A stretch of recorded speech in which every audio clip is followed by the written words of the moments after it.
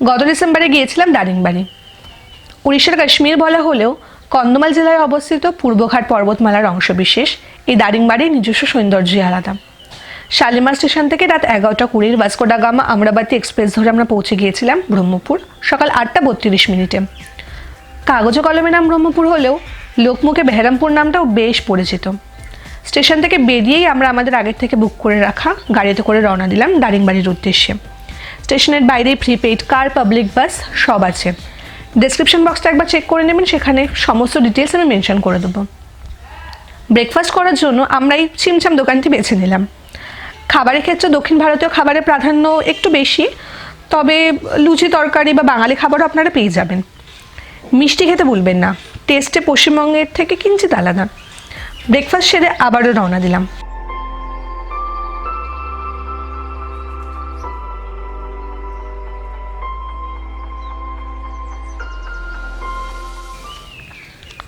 শৈলময় পরিবেশ উপভোগ করতে করতে আমরা পৌঁছে গেলাম সুরাডা ড্যাম এবং খুন্টেশ্বরী মন্দিরে।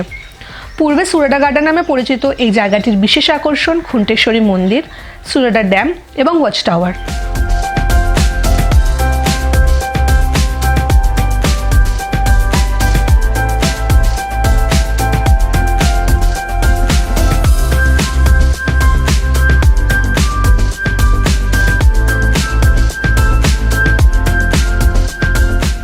প্রথমে মন্দির পরিদর্শন করে সেখানে কিছুটা সময় কাটিয়ে আমরা ওয়াচ টাওয়ারে চলে আসলাম।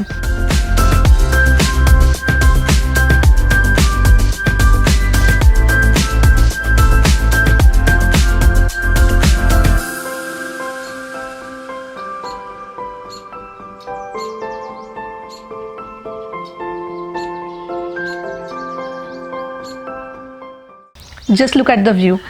এখান থেকে সুরাডা ড্যাম ভালোভাবে উপভোগ করা যায়। তারপরে আমরা আবারও বেরিয়ে পড়লাম হোটেলের উদ্দেশ্যে। প্রায় 6 ঘন্টা জার্নি করে হোটেলে আসা।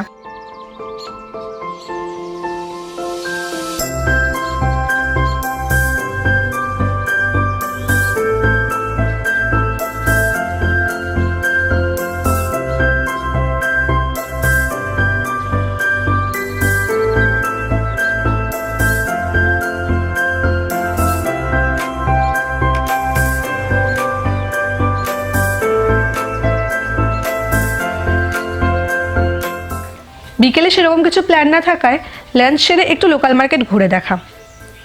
যদি সময় পান একই দিনে কফি বাগান, pine forest, Hillview park, butterfly park ঘুরে নিতে পারেন।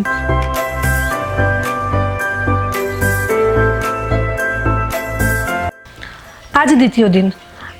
আমাদের হোটেলটি থেকে ভিউটা একবার দেখুন।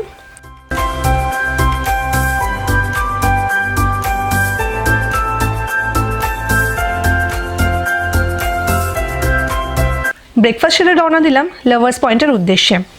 ড্রাইভার দাদার মুখে এই জায়গাটি সম্বন্ধে অনেক মজার আবার রোমাঞ্চকর গল্পও শুনলাম। চারিদিকে সবুজে ঘেরা এই জায়গাটি পিকনিকের জন্য আইডিয়াল স্পট।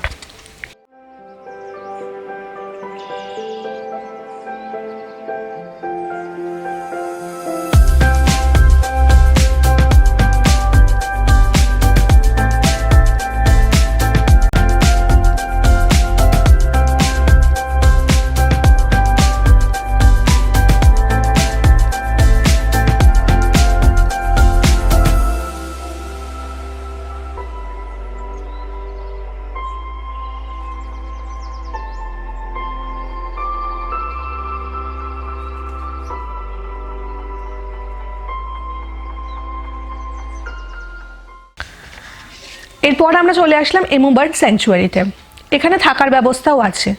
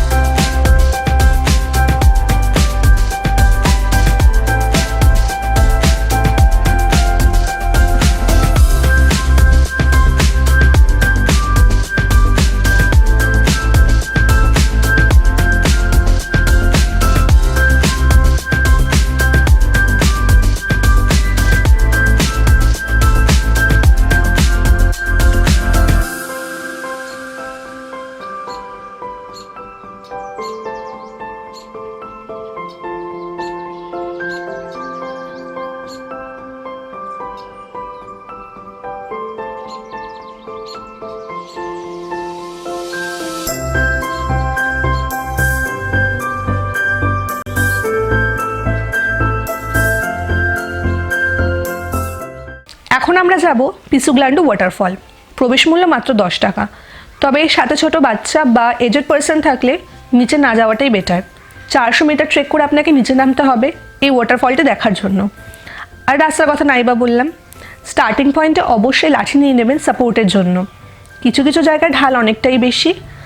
অ্যাডভেঞ্চারাস পার্সন হলে অবশ্যই ট্রেকটি করবেন, বেশ মজা পাবেন। আর যদি নামতে না চান, সামনেই ভিউ পয়েন্ট আছে, সেখান থেকে ওয়াটারফলটা দেখতে পারবেন।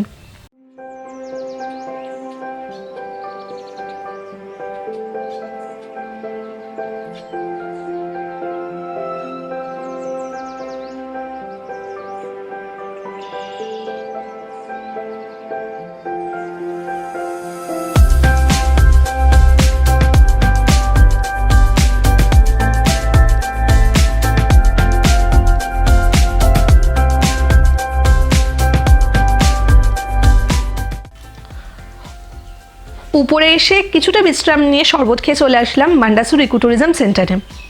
বুকিং পেলে এখানেও থাকার ব্যবস্থা আছে। এখানের আকর্ষণ ওয়াচ টাওয়ার, যেখান থেকে আপনারা ম্যাগনেটিক পয়েন্ট এবং ন্যাচারাল ভিউ দেখতে পারবেন। চারিদিকে এত সবুজ দেখতেও কত ভালো লাগে। শহরের ব্যস্ততা কাটিয়ে এখানে এসে পরিবেশের স্নিগ্ধতায় হারিয়ে যাওয়ার মতো শান্তি আর কিছুতে নেই।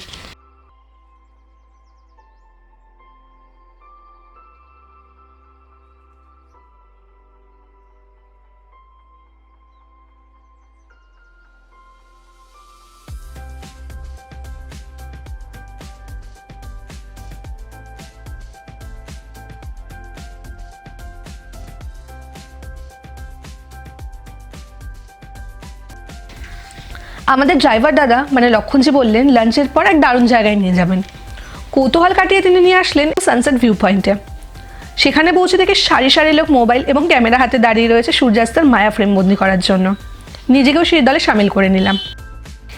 এই সুন্দর দৃশ্য উপলব্ধি করতে করতে সারাদিনের ক্লান্তিও কোথায় যেন হারিয়ে গেল।